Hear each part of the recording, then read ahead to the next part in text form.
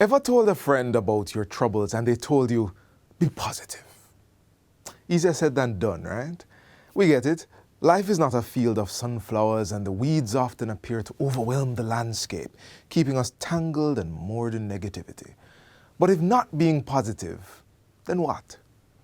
A negative mindset keeps us chained to the present obstacles, and a positive outlook envisions the potential of a future reality and gives us the drive to move forward. So, trite as it may sound, today, inside Jamaica Magazine, we are encouraging you to be positive. I'm Theodore Henry. Welcome.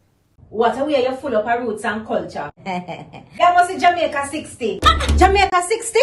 What a piece of news, Miss Matty. I feel like my heart going bust up. Just in, the island of Jamaica is on the verge of celebrating its 60th year of independence. I only way of celebrating it. They say the people them come here, you know. But you see, when our people decide, say the other people them free paper, burn up. Them say if it's war, start it, whatever. We all collect medal panta fight, you know. Medal. Amount of tongue we give them, you know. The celebrations are slated to begin on January 1st, 2022.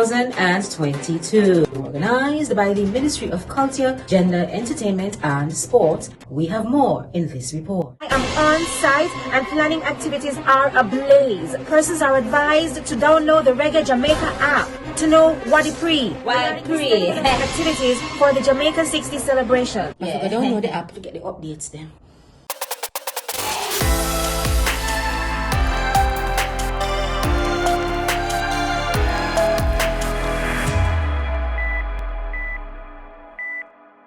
The government wants to ensure that every single Jamaican is accounted for in its various policies and programs that are designed to achieve national and human development. That begins with a unique, reliable, and secure way of verifying each person's identity. And that's where the National Identification System, NIDS, comes into play. Following the recent passage of the NIDS bill, we get the facts on the status of this program and what's next.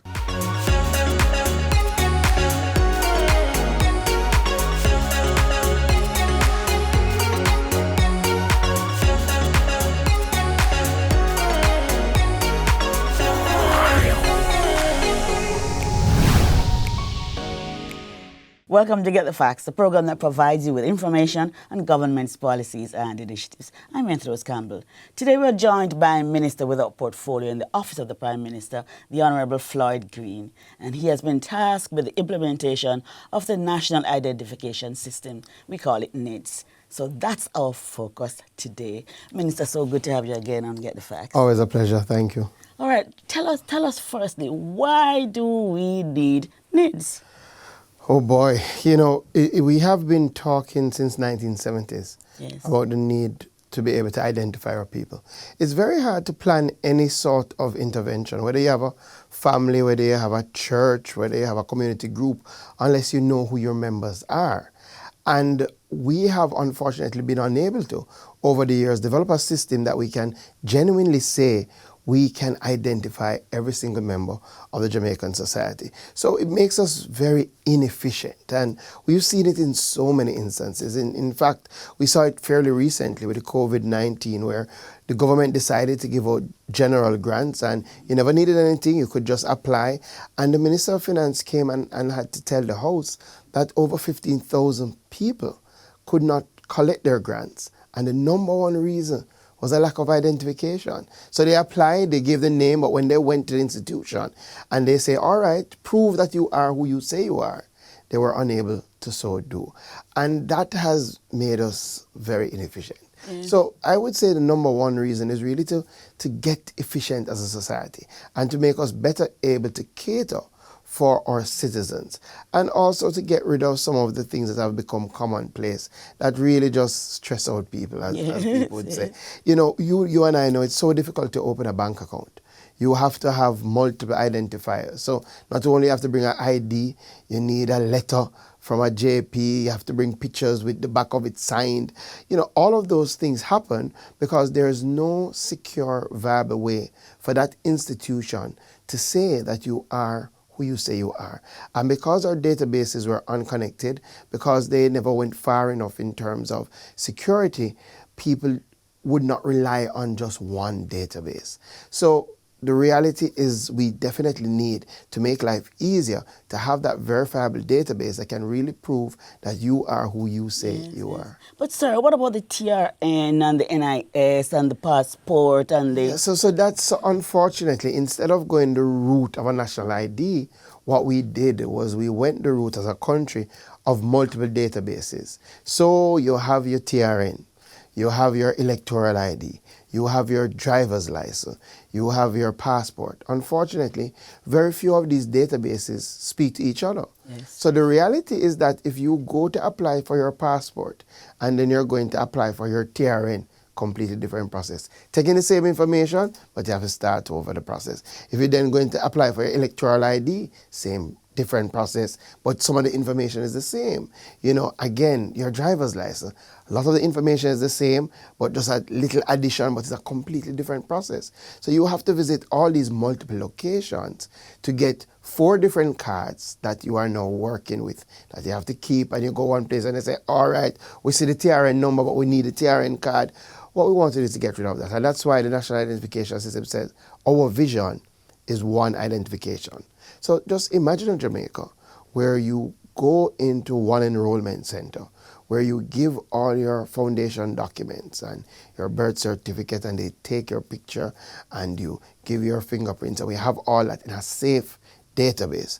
And then when you now are going to transact business with the tax office, that national identification number is the same as your TRN number. So you don't need a separate TRN card. And that's one of the provisions under the National Identification and Registration Act. Now imagine if we could reach the stage where, yes, you're going to do your driving test, but once you've passed the test, you don't need a separate driver's license. You don't need to get a new form to enter your name, and because you have your national identification number, and we have all that information. So why not just use the national ID, and when you show that to the police, either by looking on it, you can see that you are licensed to drive this car, or as we're going electronic, just by scanning it, you can see that you have a license. So where we're really going is to develop a central database that will be able to speak with all other databases, public and private sector, that will have your identity information and will get rid of some of these processes. Excellent. Who doesn't want that? So we're not going to need the TRN anymore, and then... Yeah, so and everything will be a process. I think people understand, but we're starting with the TRN. So the law, and we did get this through consultation, and people were saying that, listen, we don't want to duplicate the processes.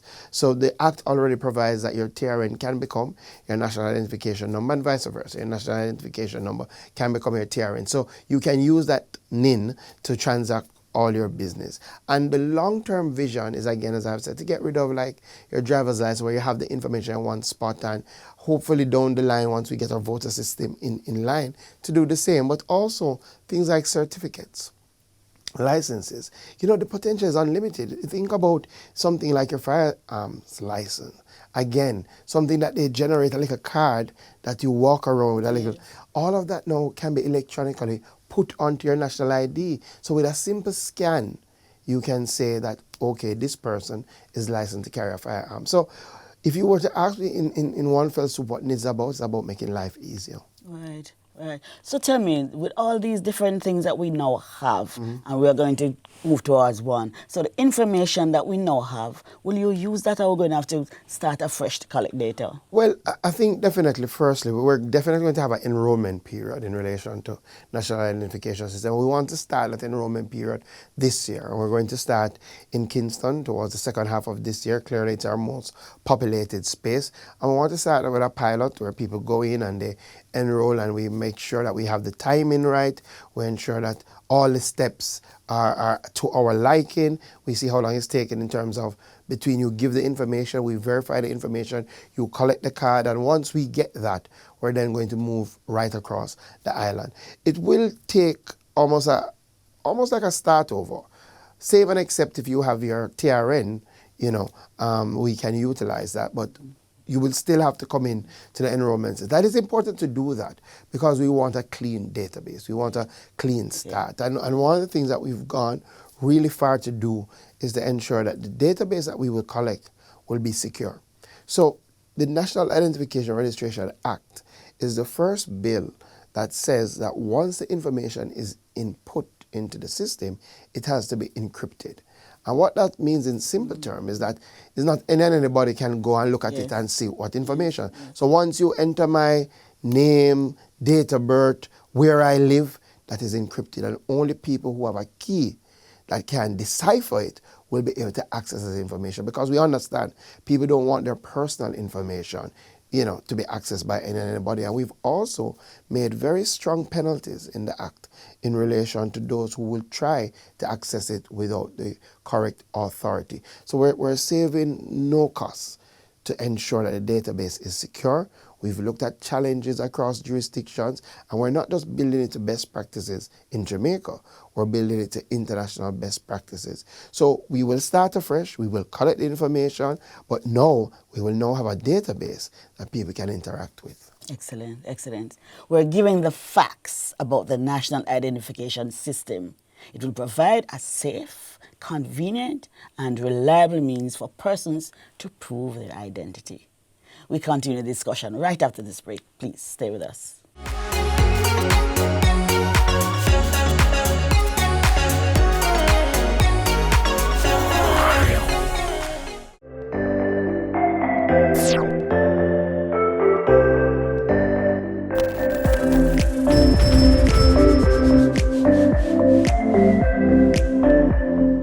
It's absolutely critical that we receive the vaccines. You will see hospitalizations and indeed deaths likely come down. And so there is a lot of value to be gained by getting as many vulnerables on board as possible. So tell your mothers, tell your aunts, listen out for yourselves if you're over 60, and take the vax, because the vax is what will help you to guard against the COVID virus, and indeed help your relatives, your friends, those who you come in contact with, for the same benefit.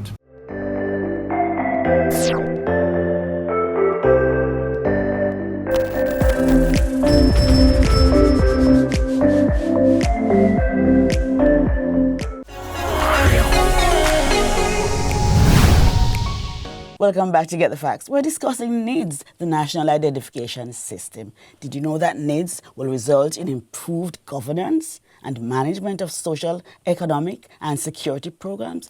Yes. We continue the discussion now with our Minister, Floyd Green. Yes. So you told me about the first phase. You got to do a pilot, and what are the other stages? Well, and I'm happy you started like that, because I think you hit the nail on the head. Clearly, one of the things that we're looking to do is that national identification system is part of a broader digitization program. And oftentimes we focus on the ID, but the ID is really your key to unlock this broader digitization service. What we want to do is move a lot of our manual processes online. And COVID-19, if there's any good that has come of it, it has kind of forced us down the line in things that we should have done a long time in terms of some of the services that you should have been able to access online. We're now moving that way. And part of my job is to accelerate that. I'm really passionate about it, because at the end of the day, I'm a rural man, I'm a countryman, St. Elizabeth Southwestern, and having to come into urban centers to be able to transact some of the most basic of tasks is not only inconvenient, it is costly. Right? And we want to be able to put more of those things online so that we can save those costs. Mm-hmm. So one of the good things that will come from the NIDS, not only does it collect your ID, we will have your digital signature. So it means now that you are truly able to transact business, because oftentimes, even if you provide some identity information, they still want you to present yourself. They still want you to come and sign in person, because there's no very limited way to verify that that signature is really yours. So now, embedded in it, we will have your digital signature that you can use to transact business. And part of what we're going to do is we're setting up an implementation task force, which will take largely from our major agencies that are frontal-facing, that interact with the public a lot, and we'll look at the services that we can now quickly transition to online. So once you have your national identification number, sit in the confines of your home, you put that in, and you do your business. Yes, so saves money, saves time. Yes, good job, good job. Now, a lot of people, there's been a lot of debate about NIDS and mostly about the security of data. Tell us how you're going to ensure that people's information that you Yeah, collect is used for that purpose. So along with some of the things I've already said, Yes. one of the critical things was to ensure that NIDS came about in a time where we have a Data Protection Act. So the NIDS is the first act that now falls directly under the Data Protection Act. So once we start up the National Identification System, you have the protection of the Data Protection Act, which is very stringent about what people can and cannot do with your data. We're going into a new paradigm. So just taking people's data and doing what you want and sharing, those days are done. And to buttress that, we have brought in an information commissioner. Yes. And that person has been appointed, was appointed in December, and has already hit the ground running. And she will be, for all of us, the protector of our data. So we haven't just left NIDS protection in the agency that will deal with NIDS. We've gone a step further. We have actually put in place an inspectorate. So you have the Data Protection Act, you have the Information Commissioner, but now we have an independent inspectorate that will consistently oversee the operations of our National Identification Registration Authority to ensure that it is keeping with its protocols. So we have decided to use the Electoral Office of Jamaica, the Electoral Commission of Jamaica, which has proven time and time again that it's very well put together in terms of oversight. And we've seen what they are able to do with our electoral system. So they will provide that oversight for what we call NERA, which is the authority that will come. And again, they will check on our security systems independently. So it won't be just us saying we're doing a great job. We need that independent oversight. So I want to assure the Jamaican people that we have put in multiple layers of protection, both internally. So when you get your card, you will be amazed because it's going to be jam-packed with security features. We're not paying for this. And this is completely free, completely free. But also in terms of our servers, our incident management, things of that nature, we're going to have that internally. But externally, it's important that we have independent oversight twofold, because at the end of the day, NIDS will have your data, NIDS will have my data, NIDS will have the Prime Minister's data. So because it's all-encompassing, we have to put the highest level of protection. Definitely. People are going to say, Minister can stay here talk. I mean, when I'm use my information for something else, it will take such a long process to get any kind of justice. No, but you know, one of the good things now with the world that we live in is that these things are traceable and these things are trackable, right? And again, we have put in the law that once you're found in breach, the fines are very hefty, and the imprisonment starts from 3 years and goes up, right? Because we're taking a no-nonsense approach to this. And again, as I said, Jamaica is not just about protecting your singular data. We're protecting the data of everybody who interacts with the system, including you will have the Prime Minister's data.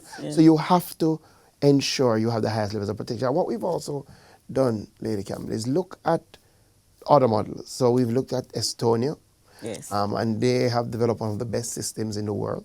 And they're working with us in designing our security systems. And we've looked at what has happened in India with their national identification system. And we've looked at what has also happened with different databases in Jamaica, any threats, any potential breaches, and we're going to guard against those things. So the reality, I'm not just saying this for people to feel comfortable. I have to feel comfortable. I have to ensure that my family is comfortable because all of our information is going to be there. So this is the highest priority for us. Great, great. Tell me, what other tasks you have now aside from?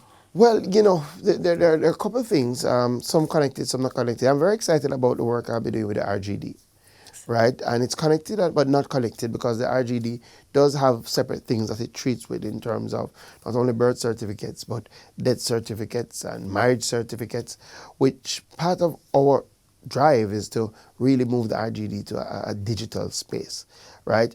If you understand how records and keep of records, it used to be a manual process.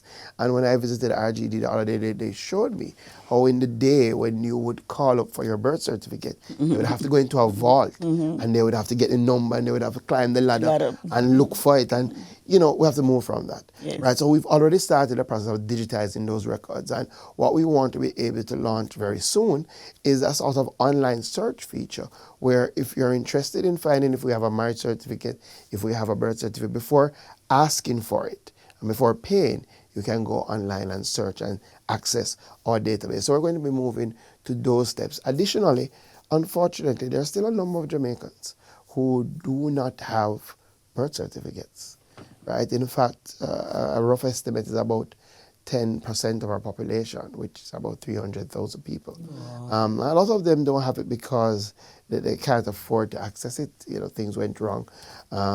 They never got it when they were born and things of that nature.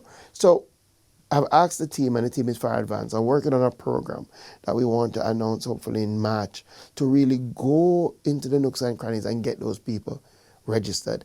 And you know, it's something I'm passionate about because you see the real challenge when they need to transact business. That's when they really need it. So they live all their life without it, and now they see a benefit, and the people say, all right, bring your birth certificate. And they don't have any. So we're going to fix that. Yes. The Prime Minister has also asked me to focus on the social partnership. And I'm sure I will come back and we will have a program about that. Yes, right? But yes. in essence, we want to ensure that our governance model is about consensus, is about facing the challenges from COVID-19 together, and appreciating that if we have all hands on deck, there is no challenge that as Jamaicans we can't conquer. Yes, Minister, thank you so very much for coming again today. It's been a useful piece of conversation here, and we look forward to talking with you again on your other projects. Anytime. Good. This has been Get the Facts. We're talking to our guest, Minister with a portfolio in the Office of the Prime Minister, Minister Floyd Green, and he's tasked with providing ministerial and policy guidance for the program of the National Identification System, and he's spearheading the rollout. Thank you so very much for watching, and we have more information next time on Get the Facts. I'm Rose Campbell. Take good care.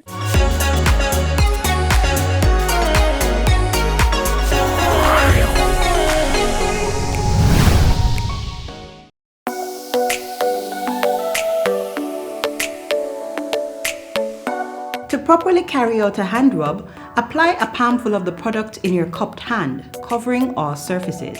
Rub your hands palm to palm. Rub your right palm over the back of your left hand with interlaced fingers and vice versa. Rub your hands palm to palm with fingers interlaced. Rub the back of your fingers to opposing palms with fingers interlocked. Rotationally rub backwards and forwards the clasped fingers of your right hand in your left palm and vice versa. Once your hands are dry, they are now safe.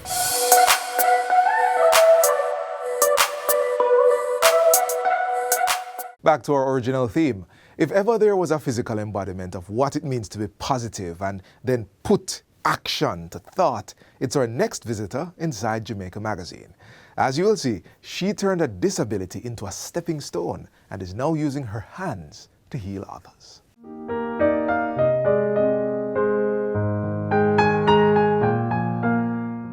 It has started when I got blind, 11 years ago. I got blind from a wrong medication while I was studying nursing. Did you feel angry at any point when you discovered that you would not have been able to see again? Angry? Yes. When I was just getting blind, because I went blind within 19 days. And I remember they had to strap me to a bed because I was trying to run out of the hospital, saying, I don't want to be blind, I don't want to be blind.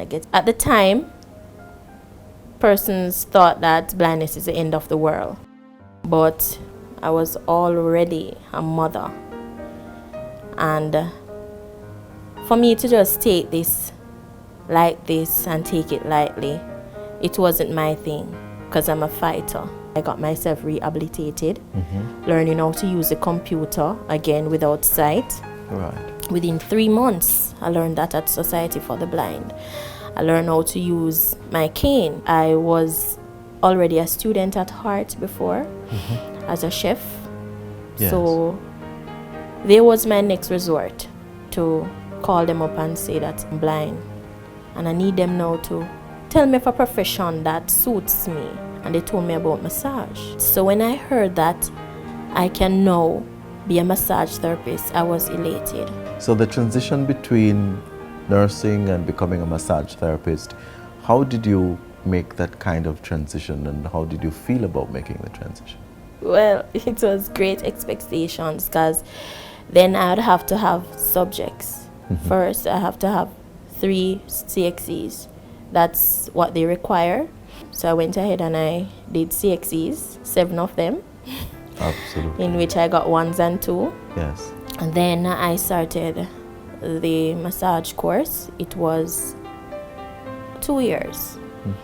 It was very challenging because we have to get reader writers because now I cannot read for myself. But from the day I started practical, wow. That was the life-changing moment for you. Yes, I know now that I can now use my hands and at my sight. Everything just came to me natural. Yes. It's like this was my destiny.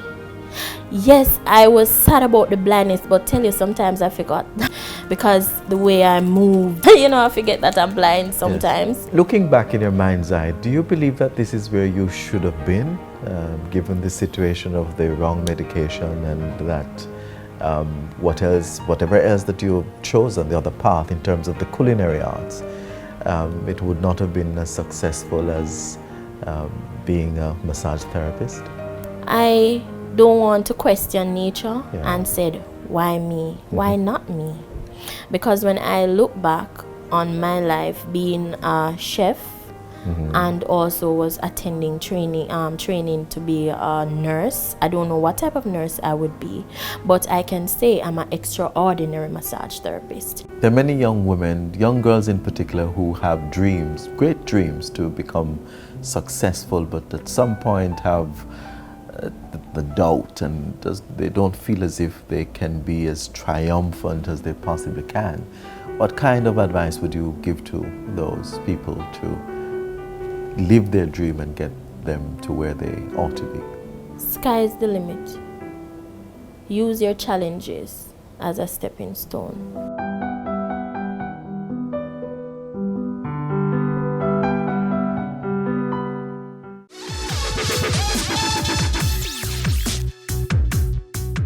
So, cultivating a positive energy is the thematic element running through today's show.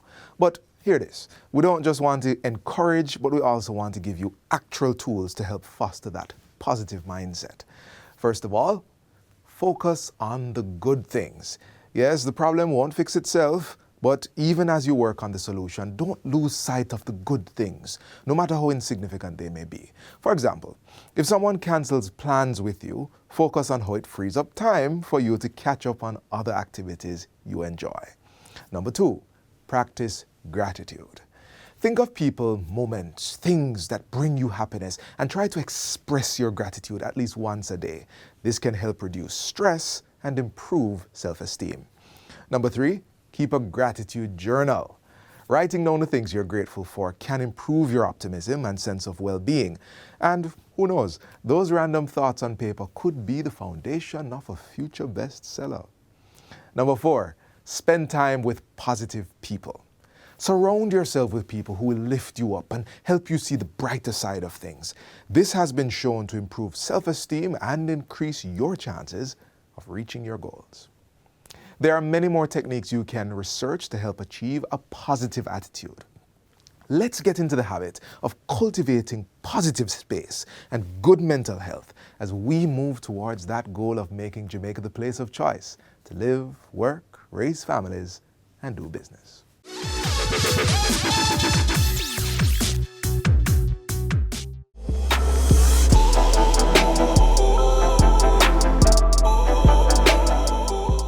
We are out of time on this show. We have another already in production for your viewing pleasure tomorrow. So visit our YouTube channel or our website, jis.gov.jm, for more content just like this. We welcome feedback, so let your voice be heard on our Instagram, Facebook, and Twitter pages. This has been Jamaica Magazine, and I'm Theodore Henry. Enjoy the rest of your Sunday and see you next time. This has been a production of the Jamaica Information Service, the voice of Jamaica.